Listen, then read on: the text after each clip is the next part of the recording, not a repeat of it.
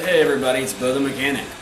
I looked around and I couldn't find any videos on how to change spark plugs or coils in the newer Nissan 3.5 V6s, and so I happen to have one of those here, and so I'm going to go ahead and do that. I'm going to show you guys kind of how you do it, and before we get to it, I just want to let you know that the 3.5 V6 that Nissan made is not the easiest. It's not going to be easy at all. It's going to be kind of hard. It's definitely doable with basic tools, but it's not easy.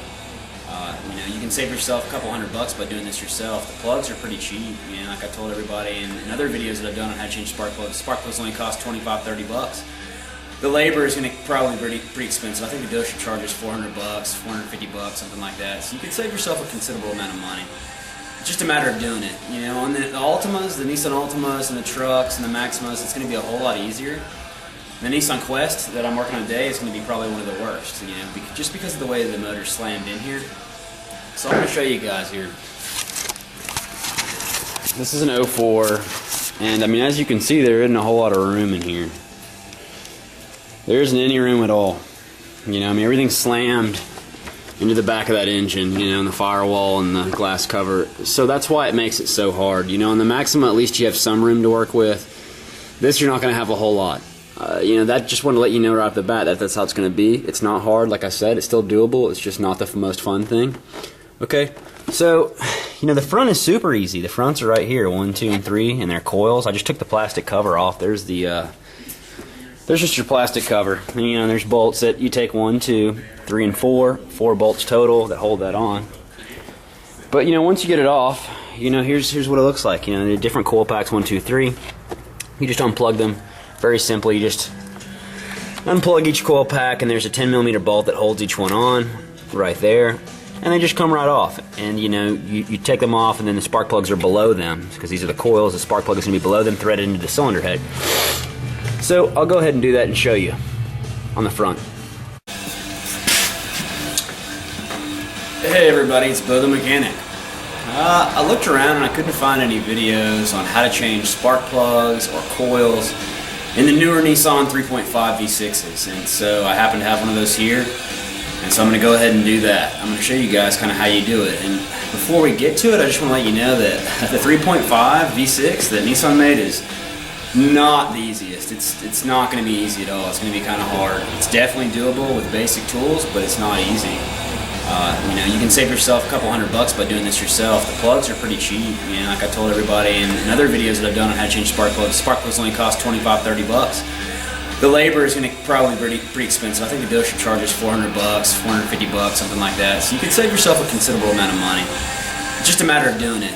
On the Altimas, the Nissan Altimas, and the trucks and the Maximas, it's going to be a whole lot easier. The Nissan Quest that I'm working on today is going to be probably one of the worst, just because of the way the motor's slammed in here. So I'm going to show you guys here. This is an 04, and as you can see, there isn't a whole lot of room in here. There isn't any room at all. Everything's slammed into the back of that engine, and the firewall and the glass cover. So that's why it makes it so hard. On the Maxima, at least you have some room to work with. This, you're not going to have a whole lot. That just wanted to let you know right off the bat that that's how it's going to be. It's not hard, like I said. It's still doable. It's just not the most fun thing. Okay, so, the front is super easy. The fronts are right here, 1, 2, and 3, and they're coils. I just took the plastic cover off. There's just your plastic cover. There's bolts that you take 1, 2, 3, and 4 bolts total that hold that on. But, once you get it off, here's what it looks like. The different coil packs, 1, 2, 3. You just unplug them. Very simple. You just unplug each coil pack, and there's a 10mm bolt that holds each one on right there, and they just come right off. And you take them off, and then the spark plugs are below them because these are the coils. The spark plug is going to be below them, threaded into the cylinder head. So I'll go ahead and do that and show you on the front. Okay, as you can see, the plugs are there in the front. I'm not going to really mess with those just yet. What I'm going to try and do is show you the hard part first. We can see how these go together, and they're really easy. Let's concern ourselves with the hard part, okay? To get to these back cylinder, the back coils, there's 3 of them, and they're way back here. And to get to them, we're going to have to take off this entire upper intake manifold and the back intake manifold. On some of the Maximas, I think you can get away with just doing the top manifold and the Maximas and the trucks and Altimas, but on this Quest, we have to take the whole thing free. Thank the engineers at Nissan. I don't know why you have to disassemble an entire engine just to change spark plugs, but that must be why they make them last 100,000 miles. So what I'm going to go ahead and do is I'm going to remove the air box. I'm going to remove the plenum tube, just this air tube, and I'm going to take this part free here too. This is just a PCV valve, that bypass valve. I'm going to go ahead and just start taking this side apart, and I'll show you that. It's really simple. Okay, air box has been removed. I just have it sitting over here in the corner. I didn't have to unplug it really. Matter of fact, I did unplug it. I'm just going to leave it plugged up.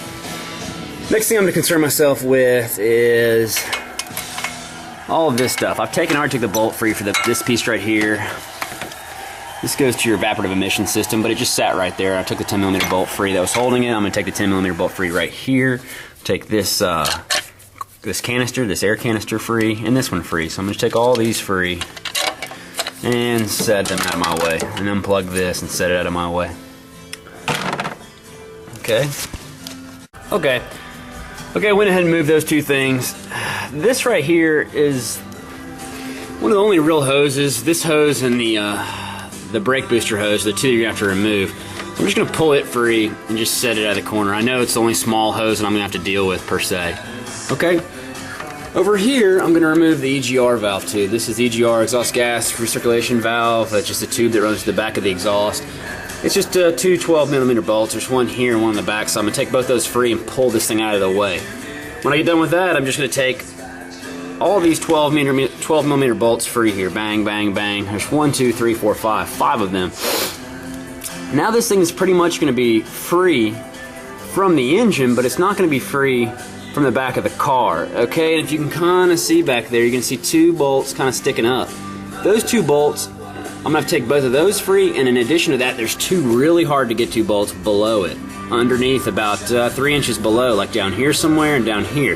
Kind of in a line with that. So those are the really fun ones to get to.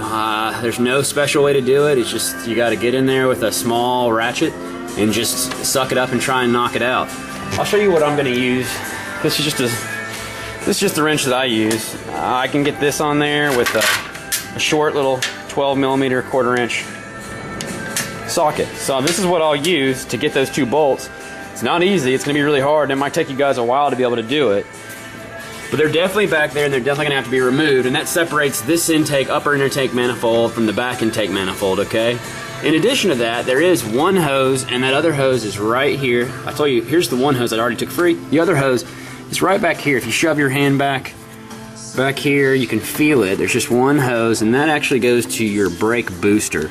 And it's got a little clamp on it, and you can sometimes just wiggle it with your fingers and get it out of there. So I'm going to disconnect that one too from the back.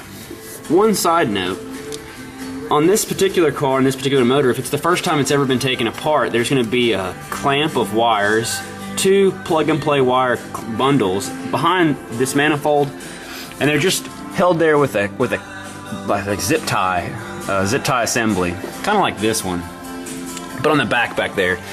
Once again, it's awful to get out, and there's no magical way to do it. You just got to shove your hands back there and kind of keep wiggling and prying on it, and eventually that plastic piece will break. You can break the plastic piece free, the zip tie free, and then the whole manifold should be able to come out. That's all that really holds this thing in, like I said, is these bolts right here, the CGR valve, and those 4 bolts in the back. So if you're working on a Maxima or an Ultima, it's going to be a whole lot easier because you can at least kind of see what you're doing. On the Quest, it's going to be the worst because you can't see what you're doing. But it'll probably help you. I'll show you a little picture when I get done. I'll take the whole thing out so you guys can see it from the back end. Because right now, you're kind of working blind, okay? Okay, we're here. I took the upper intake manifold free. Now you can see those two bolts that I was talking about that are really hard to get to, these two. They are not fun. The two on the top you could see just a second ago. The two on the bottom were out of sight because of this way this motor is orientated in this car. So, you know, a word of advice is definitely try and do the bottom ones first. I know it seems really hard. Why would you do the hard ones first? But what happens is if you leave the bottom ones for the last things that you do, the pipe will pivot and it puts more pressure on the lower bolts, so they're always pinched and you can never get them off, and they're like, you'll have to use a wrench for every single thread. So what I do is I leave the top ones already threaded in tight, and I work on the bottom ones first. And as soon as you get them cracked, they're usually on there pretty hard because it's aluminum. Aluminum expands and contracts, so they're really in there. You break them free a little bit though, and then they'll just come out finger easy. So you get the bottom ones out finger easy, and then you worry about the top ones, you have a lot more room to play with. Those green wires are what I was talking about. This car has been taken apart before, but if it hadn't been, those green wires are connected to the back of the upper intake manifold plenum that would go right here, and they're on those zip ties that I told you, and they're a very big bear to get free. That hose right here, this one is the one that goes to the brake booster, and it slides into the back of this cylinder, the aluminum upper intake. And there's just a pipe, a nipple that this slides right into. But as you can see, there's your upper intake. Here's your coils that they're so hard to get to, 1, 2, and 3. Now this has already been taken free a little bit. If you see those 2 bolt holes right here, the very back holes right there, those actually are a plate that helps stabilize the back of this intake. I took both those bolts free, not completely free, but pretty free, so we can have some room here to wiggle them around. And actually, in looking at it, I might take them all the way free, just so I can slide this up out of the way. I'm not actually going to take this free just because I'd have to drain some coolant out, and you guys know I don't like to drain coolant out because these are coolant lines. Water runs through these. So it looks like I can just take those 2 bolts completely free and shove it up out of the way and get my coils free, 1, 2, and 3. Okay, let's do that.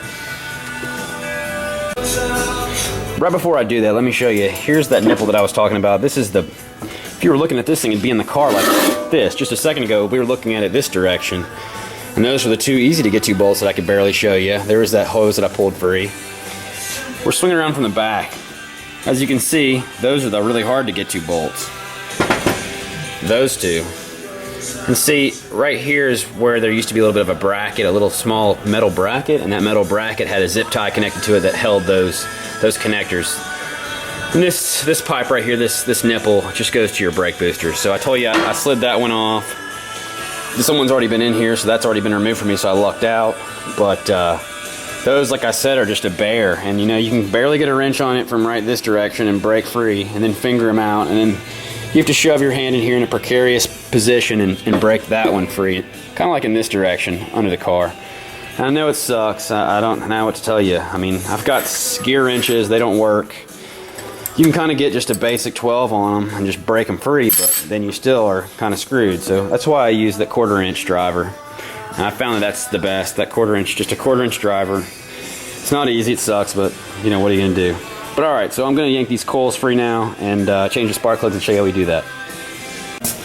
Okay, so I went ahead and yanked all the spark plugs. All the spark plugs have been removed from the front and the back. The coil packs have been removed, obviously, to get to the spark plugs.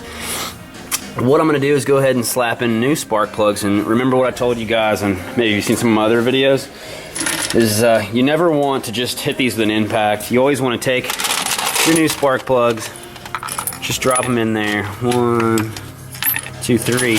But you want to start them with finger pressure. Okay, and you want to start them with finger pressure just to make sure you don't cross thread anything. You don't want to just get in there crazily and spin them and get them all cross threaded into the cylinder head, because it is so hard to fix once you mess up. You know, I mean, some people have good luck with helicoils and stuff like that when you do cross thread them, but in my experience, the only way for it to be a true fix is to take the entire head, cylinder head, off the car and bring it to the machine shop and have it drilled and you know, either welded back and fixed and then tapped, or you know, have a spacer put in or something like that. And that's just no fun at all. You definitely don't want to do that. I promise you, you don't. So okay, so I'm going to take my spark plug wrench. I'm just going to thread them in hand tight, you know, and this just guarantees that they're not going to be cross threaded at all. Because if you can do it with hand, you should be able to do all these with your hand, you know. So that one's definitely good. And this one should be definitely good. You see how easy it is? Now if I was to try and do this and it was just rock hard, something's wrong. You need to take them out, check your plugs, make sure you have the right plugs, something's wrong. So you can see, that's it. And then, you know, I don't ever tighten spark plugs with an impact wrench. I've got an impact wrench here and I use it to take them out because it doesn't matter, you're not gonna fuck it up, but putting them back in, I always use, you know, an actual hand ratchet and I just tighten them snug plus a little bit, okay? And I'll show you that in just a second. Okay, so here I am. Should demonstrate how I do this. You know, these things are snug.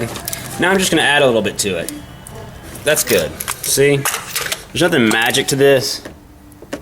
Just gonna go snug plus a little bit. Snug just means I can't easily move it. Right now I can't easily move it. I'm not going to put my whole body weight on it. I'm just going to, it's a snug, just a teeny bit, a 1/16 of a turn or something. So, you know, a little bit of explanation what I'm doing. You know, on this car specifically, it came in here because it had a cylinder misfire. And, you know, I'm pretty, I think that what's going on, I think it's got a bad coil. One of these coils, you know, up here has gone bad. The problem with these Nissans is that they don't, in most cars, they just don't tell you when the coil goes bad forever. The car might shudder and drive crappy and have a miss for a long time, and you just, the check engine light never really comes on. It doesn't really store a code, or it might store a code just for a little while. And then the next time you turn the car on, it's okay, because the coil is okay when it's cold, but it's not working when it gets hot. So, I mean, it's a really common thing that you'll see with coils. So, you know, my suspicion was I checked the front coils, and you know, how you can do that is just with the car running. What you can do with the car running, you can just unplug one coil at a time and listen for an engine change, a change in RPMs, or a change in, you know, the way it sounds at all, or maybe a little bit of a miss and a hesitation. You'll usually hear, after a couple seconds, you'll hear it start dying down a little bit. So you unplug this one, and when you hear it start doing that, you plug it back up. You know that cylinder's firing. You do the same thing with this one, and you basically go around the car looking for which coil and cylinder is not affecting it. You know, unplugging it or plugging it up, it's not affecting it at all. So when you find that cylinder, now you've kind of narrowed it down. You know which cylinder it is, but you don't know what to do next. So if you can access the fuel injectors, that's a great thing too, because, you know, either maybe a coil's dead, a spark plug's dead, or the fuel injector is not working properly. So on this car, the fuel injectors are right here. On this side, it'd be pretty easy to get to, but the back cylinder's not easy at all to get to.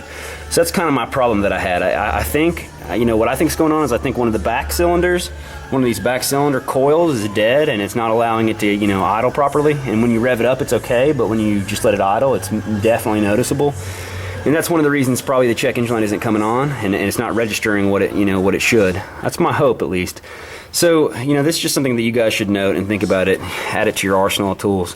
You know, if you think a coil is going bad on your car, and say you got a 4-cylinder car, you can just go outside, perhaps like on a Volkswagen, and you can just unplug one cylinder at a time until you find the offending cylinder. And when you unplug it and nothing changes, you know that something's wrong with that cylinder. Maybe it has low compression. Maybe the cylinder isn't getting fuel. Like, say the fuel injector is not working properly. So, you know, what you could do is, you know, either narrow it down to the coil or the fuel injector, and let's say you're on a 4-cylinder, you might take this coil out and put it over here and see if the problem jumps over here. If the problem jumps over to the other cylinder when you change the coil, you know that something's going on with that coil, and it's not the fuel injector. You know, say you swapped them and this cylinder's now running and this one isn't. You know that those fuel injectors are fine, but the coil isn't. So that's what I'm saying. This is kind of just like an easy deductive science, you know. It's not magic. It's just a lot of thinking about what you're doing and trying to, you know, figure out the best course of action. So now I'm going to go ahead, and like I said, I thought that those coils, one of those coils in the back is bad. I'm going to switch the front coils to the back and put the back coils to the front and see if I can find the offending cylinder. Then, like I said, the reason that it's really shitty on one of these 3.5s is because you can't just easily get to the back coils and start unplugging them because they're completely covered up.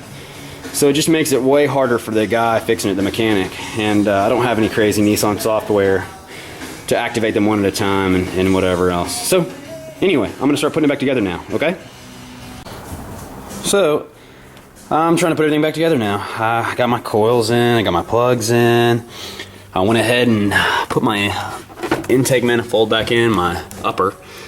And, you know, just a little bit of a word of wisdom on this is these back bolts, there's a gasket in between the two, a piece of metal gasket. I don't know if I showed you guys in the beginning video, but this is the other gasket that goes down here, down in this area. So this gasket goes here, and there's just a really thin metal gasket, shim-like gasket that goes back there. Just make sure you put that in there. Make sure you get the gasket in there. And, you know, what I did was I just, you know, shoved my hand back there and slid one bolt through, just one of the bolts for the back corner, and put my metal gasket over it, and then slowly just worked this towards it and kind of just wiggled it and wiggled it and wiggled it until eventually I got it lined up. And then you've got, you know, at least the gasket's back in there, and you got one bolt holding it, and then you just kind of got to wiggle the gasket until you get it lined up for the second bolt. And once those two bolts are in, it'll hold it. Just make them finger them in a little bit, finger the bolts in maybe a couple turns. And then try and work on the two bottom bolts. And I told you those are really fun. You got to go from this side for one, and then from this side to get the other, and shove your hand down in there and get those two really hard to get to bolts. And you know, once again, those are, you know, not tight, but they're threaded in a couple turns. And now I can just lift up on the manifold. See that? I can lift up on the manifold and slide this one up underneath there. And I hope you guys did the same. When I removed mine, I actually removed the studs as well. And I don't know if you guys did that, and I don't even know if I told you about it, but what I actually did was remove all the studs just to make it easier, to make everything slide in and out. So this is actually one of the studs. You would have had yours right here, and another one over here. And then there's two for your EGR valve here that thread in as well. And if you didn't take those free, it can be kind of a big bear trying to get all this back together.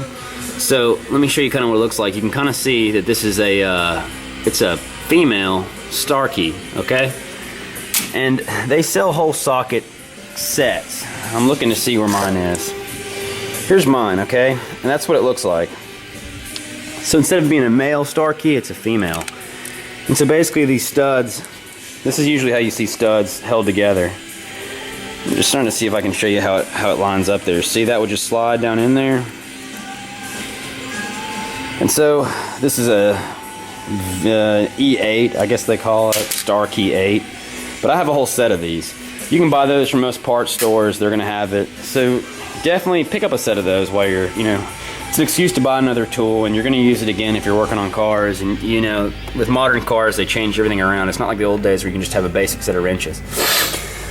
Like I said though, that set is really cheap. You can buy it from all your parts stores, and it might only cost 15 bucks. And it will save you a whole lot of headache trying to lift this up. The other option would be trying to lift it up to clear those studs and then setting it back down, which is doable. It just isn't as fun, and it's kind of a bear. Okay, well, I just want to let you guys know that's out there.